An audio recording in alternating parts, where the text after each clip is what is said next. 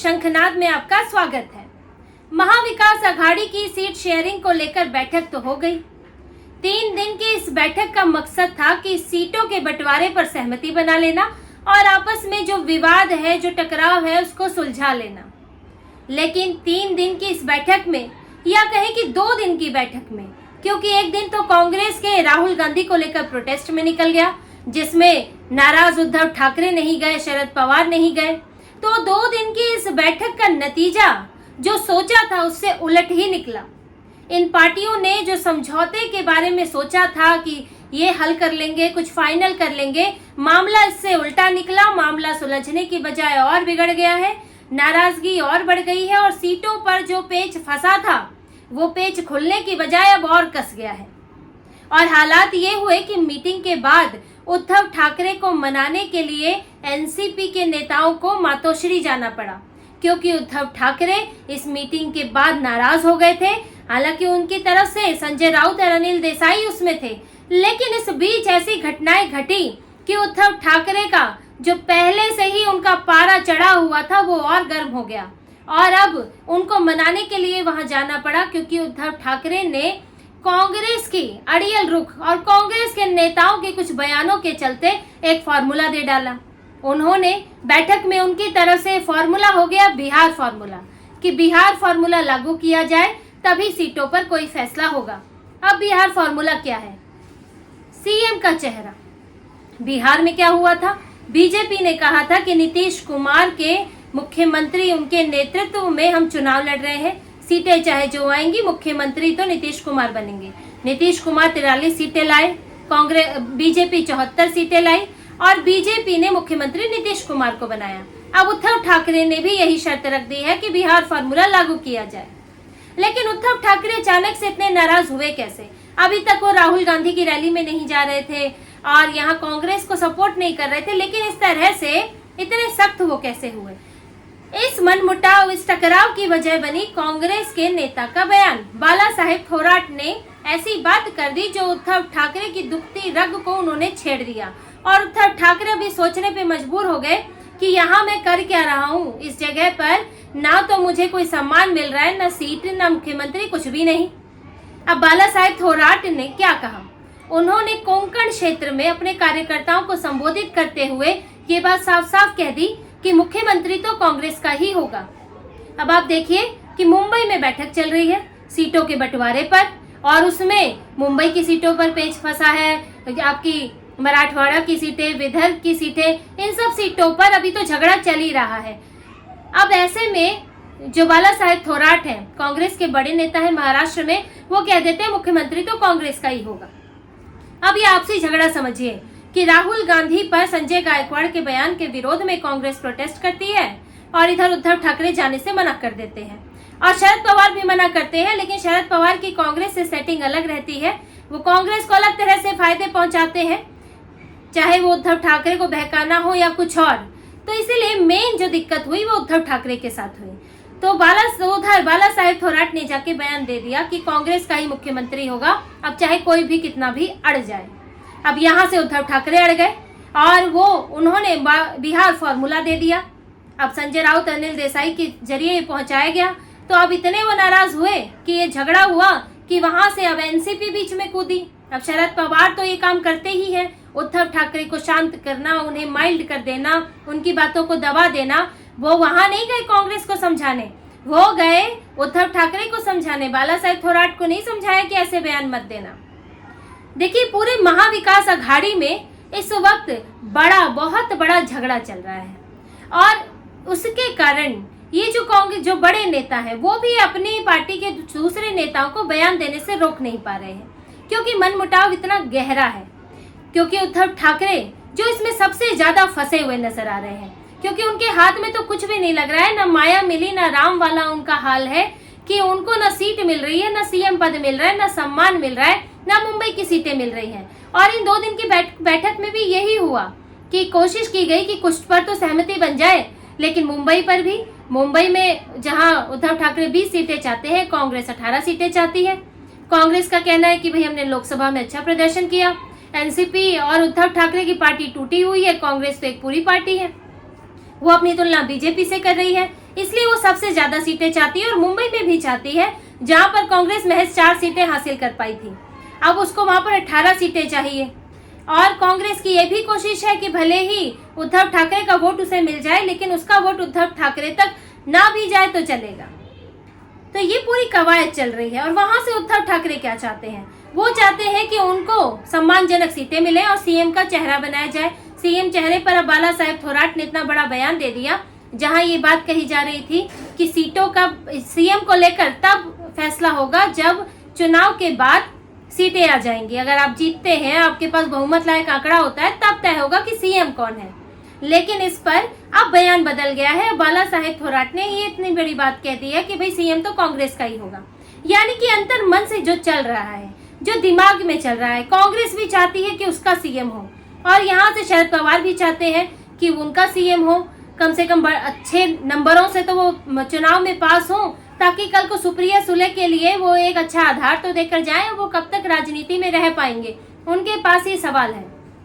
और उद्धव ठाकरे सोच रहे हैं कि मुझे कुछ भी नहीं मिला तो मेरी हाल तो ऐसे हो जाएंगे कि यहाँ पर आके फायदा क्या हुआ, हमारे कार्यकर्ता तो मेरे ऊपर थूथू करेंगे। उद्धव ठाकरे इस बात से परेशान है कि बीजेपी से अलग होकर उन्हें मिला क्या है। अब वापसी भी उनके लिए बड़ी मुश्किल होती जा रही है जैसे जैसे समय बीत रहा है। तो यहाँ उद्धव ठाकरे इन तीनों पार्टियों में सबसे ज्यादा फंसे हैं और इसी को लेकर नाराजगी है। और इसी बीच में कुछ सीट बंटवारे के फॉर्मूले भी छोड़े जा रहे हैं। जिस तरह से खबरें आती रहती हैं कि ये 130 सीटों पर फॉर्मूला बन गया है, 130 सीटों पर लगभग सहमति बन गई है। कभी खबर आती है कि 100-180 का फॉर्मूला बन गया है कि 100 सीटें उद्धव ठाकरे, 100 सीटें कांग्रेस, 80 सीटें शरद पवार। लेकिन ये सब एक धारणा बनाने के लिए किया जाता है। इनका कोई फैसला हो जाता तो वो फैसला सार्वजनिक तौर पर सामने आता। ये सब एक तरह से शिगुफे छोड़े जाते हैं ताकि रिएक्शन जानने के लिए। अब वो कांग्रेस की तरफ से छोड़ा जा सकता है, शरद पवार की तरफ से, या फिर उद्धव की तरफ से।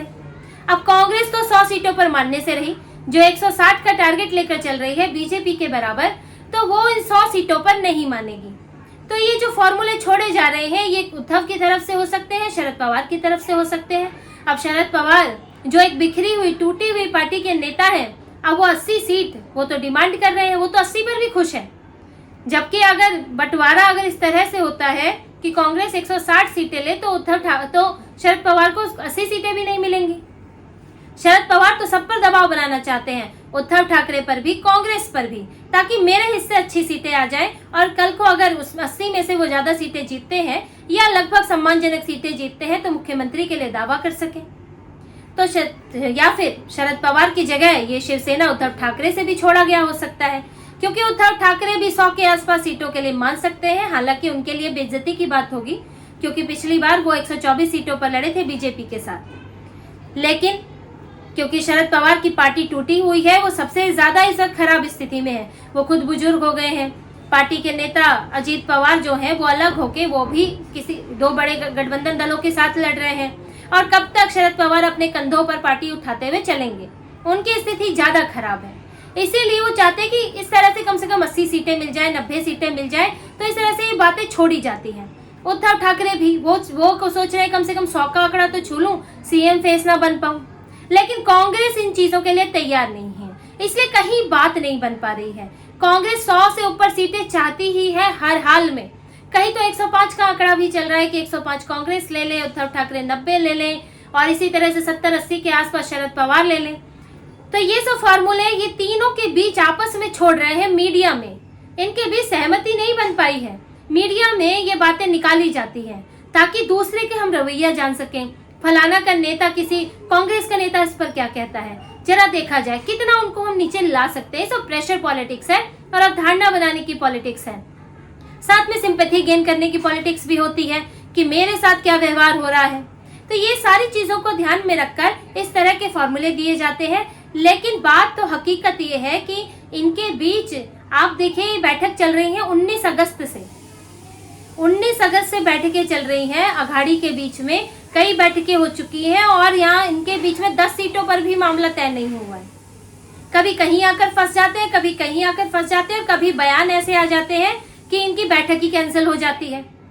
अब उद्धव ठाकरे तो इस कदर नाराज चल रहे हैं क्योंकि वो सबसे खराब स्थिति में है कि वो पहले सीएम चेहरे की मांग कर रहे थे, फिर यहाँ शरद पवार ने टांग अड़ा दी कि नहीं, जो सीएम चेहरा तो अभी तय ही नहीं होगा। फिर उन्होंने बोला कि नहीं भाई, आप ही अपना सीएम चेहरा ला दीजिए, आपके पास कौन है, क्योंकि उद्धव ठाकरे इनमें सबसे ज्यादा पॉपुलर तो है। महाविकास अघाड़ी में कांग्रेस और एनसीपी के पास कोई चेहरा नहीं है जो सीएम का हो सकता है। तो उसके बाद भी दोनों की तरफ से कोई बयान नहीं आया।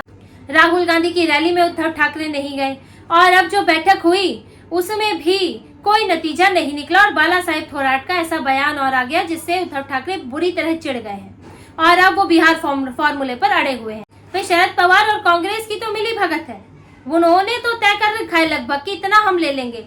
आपको जो दबाना है वो है उद्धव ठाकरे, क्योंकि वही अड़े हैं, सीएम के चेहरे पर अड़े हैं और साथ ही ज्यादा सीटें वो भी चाहते हैं। उद्धव ठाकरे के होने से मामला इनका गड़बड़ हो गया है और उद्धव ठाकरे से इन्हें अब ज्यादा फायदा भी नहीं लग रहा है। सबसे बड़ी बात ये भी है क्योंकि लोकसभा में उद्धव ठाकरे ने अपना सम्मान बचाने के लिए ही वो इस बात पर अड़े थे कि उन्हें 21 सीटें मिले, उन्हें ज्यादा सीटें मिले। अब वहां पर 21 सीटें ली, लेकिन लाई कितने, 9 सीटें। कांग्रेस 17 में से 13 ले आई, शरद पवार 10 में से 8 ले आए और ये बात उद्धव ठाकरे के लिए मुसीबत बन गई कि उनकी पार्टी टूट गई, उनकी सीटें कम हो गई। तो यहाँ से अब कांग्रेस और शरद पवार के लिए वो बेकाम के व्यक्ति हो गए हैं। वो ना बीजेपी का ढंग से वोट काट पा रहे हैं, बल्कि उनकी अपनी टूटी हुई पार्टी उनका वोट काट दे रही है। विचारधारा में जो उलझे हुए हैं उनका बेस भी कमजोर हो रहा है, वो तुष्टीकरण कर रहे हैं कभी, तो उसके कारण जो उनके हिंदू वोटर हैं वो उनसे छिन रहे हैं। तो उद्धव ठाकरे बड़ी कमजोर स्थिति में है, जिसका फायदा कांग्रेस और शरद पवार उठा रहे हैं और उनसे हर तरह का समझौता करवा रहे हैं। पूरे महाराष्ट्र में सीटें कम मिले, सीएम का चेहरा भी ना बनो, मुंबई में भी सीटें कम मिले और ये बात उद्धव ठाकरे को अखर रही है। मजबूरी उनकी बड़ी है, इस बात से इनकार नहीं किया जा सकता। ऐसे वो इस वक्त ऐसे रास्ते पर खड़े हैं कि ना वो आगे बढ़ पा रहे हैं ना पीछे लौट पा रहे हैं। उनके गले की हड्डी बन गया है ये गठबंधन। ना वो बीजेपी में जाना भी उनके लिए इतना आसान नहीं है, बीजेपी के साथ जाना, क्योंकि वहाँ शिंदे बैठे हुए हैं और अभी चुनाव भी सिर पर है। तो एकदम से वो इतना बड़ा फैसला कैसे लेंगे? अकेले चुनाव लड़ने का फैसला भी बड़ा होगा। हालांकि कोई भी फैसला किया जा सकता है, राजनीति है, कभी भी कुछ भी हो सकता है, लेकिन फिर भी हर फैसले के लिए आपको एक दूसरी जगह से पूरी तरह से आपको छूटना पड़ता है, तब आप आगे बढ़ पाते हैं। तो उद्धव ठाकरे के साथ वही स्थिति है, मजबूर बहुत है, गुस्से में बहुत है, लेकिन लाचार है और लाचारगी की वजह वो खुद ही है। उन्होंने जो गठबंधन तोड़ा उसके लिए वो खुद जिम्मेदार है, वरना अभी बीजेपी के साथ उनको आराम से वही 125 सीटें मिल रही होती, विचारधारा भी बढ़िया मजबूती से उनकी चल रही होती। आगे की और बैठकें अभी होंगी, इस बैठक का तो नतीजा नहीं निकला, आगे की कोई और बैठक होंगी, जिन बैठकों में भी अगर कोई नतीजा नहीं निकलता है तो उद्धव ठाकरे को वाकई कोई फैसला, कोई कठोर फैसला लेना होगा। सिर्फ नाराजगी दिखाने से या सिर्फ कुछ बयान देने से सिर्फ बात नहीं चलेगी और उद्धव ठाकरे इस बात को कुछ तो समझते हैं, तभी वो राहुल गांधी तक को इग्नोर कर रहे हैं। लेकिन आगे उद्धव ठाकरे को अगर अपना भविष्य, अपनी पार्टी का, खास तौर से आदित्य ठाकरे का भविष्य राजनीति में बनाए रखना है तो उन्हें एक कड़ा फैसला लेना होगा। तो इसी तरह की और खबरें और विश्लेषण आपके लिए लाते रहेंगे। हमसे जुड़े रहिए, सब्सक्राइब कीजिए, कमेंट कीजिए। बहुत बहुत धन्यवाद। जय श्री राम।